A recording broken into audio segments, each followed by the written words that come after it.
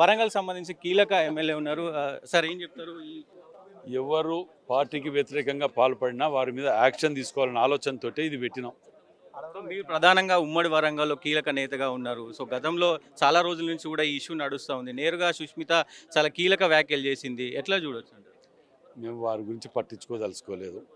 తెలిసి తెలియక పిల్లలు వాళ్ళు మాట్లాడుతున్నారు. దానికి తల్లిదండ్రులు బాధ్యత తీసుకోవాలి. వారిని ఆ విధంగా జరగకుండా చూసుకోవాల్సిన బాధ్యత వాళ్ళ మీద ఉంటుంది. వాళ్ళని నిర్లక్ష్యం చేసి ఎంకరేజ్ చేస్తుంటే దానికి ఎవరు బాధ్యులు? తల్లిదండ్రులు కాకపోతే ఎవరు బాధ్యులు? మీరు నేను ఉంటామా బాధ్యత? సో బీసీ నాయకుల పైన కావాలని చేస్తున్నారు. ఎందుకు ఒక రాజగోపాల్ రెడ్డి మాట్లాడుతానో, ఇంకొక చిన్నారెడ్డి మాట్లాడుతానో ఎందుకు మరి నోటీసులు ఇవ్వట్లేరు? ఎందుకు యాక్షన్ ప్లాన్? బీసీఏనా? నిన్న కాక మొన్న ఎల్బీ నగర్లో సస్పెండ్ చేసిన ఆ రెడ్డి అనే పేరు కూడా బీసీఏనా? మీ కాడికి వచ్చి బీసీ అడ్డం పెట్టుకొని ఏ తప్పులు చేసి అన్ని మాఫ్ అయితే ఏంది? వరంగల్కు సంబంధించి మీరు కీలకంగా ఉన్నారు. గత కొన్ని రోజులుగా మీ మీ ఉమ్మడి వరంగల్‌లో మొత్తం కూడా 2 సంవత్సరాల నుంచి కూడా ఇదే సిట్యుయేషన్ నడుస్తా ఉంది. దానికి కీలకంగా కొంతమంది గుంట నక్కలు పనిచేస్తా ఉన్నాయని కూడా వ్యాఖ్యానించిన పరిస్థితి కనబడుతుంది.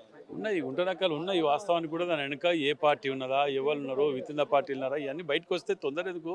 సమయం వచ్చినప్పుడు అన్ని బయట కొండా సురేఖను బర్తరఫ్ చేస్తే కీలకంగా మీకు మంత్రి పదవి రాబోతుంది. కావాలని నాయని కూడా కొంత కుట్ర పన్నుతున్నారు అనే కోణంలో గతంలో వార్తలు వచ్చినాయి. ఓకే, నాకు ఎప్పుడు రాలేదు. కానీ ఇది కొత్తగా నువ్వు పంచాయతీ పెట్టేయకు, లేని పంచాయతీ పెట్టేయకు. నేను అడగలేదు. వినండి, నేను ఏది కూడా అడగలే ఇప్పటి వరకు. నాకు ఇది కావాలని అడగలే. నేను పాత కాంగ్రెస్ అయినా కొత్త కాంగ్రెస్ అయినా నేను ఇది కావాలని అడగలే. నేను ఇచ్చేటప్పుడు అయితే అప్పుడే అడగటోని కదా, ఇప్పుడు ఎందుకు అడుగుతా? మరి ఇది నన్నంటే వచ్చిన పంచాయతీ కాదు కదా.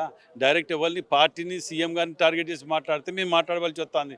నన్నంటే నేను నన్ను అంటారా? ధైర్యం చేస్తారా? ఎందుకు సార్ మరి రాజగోపాల్ రెడ్డి చేసినప్పుడు మీరందరూ ఎందుకు? అందరం మాట్లాడినాం అబ్బా, అందరి గురించి చెప్పి. ఇప్పుడు మీటింగ్లో కూడా సురేఖ ఒక్క పేరు చెప్పినట్టు మీరు ఎందుకు అనుకుంటారు?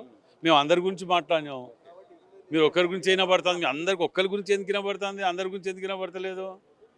ఇప్పుడు చిన్నారెడ్డికి ఇచ్చింది షోకాజ్ నోటీస్ కాదా?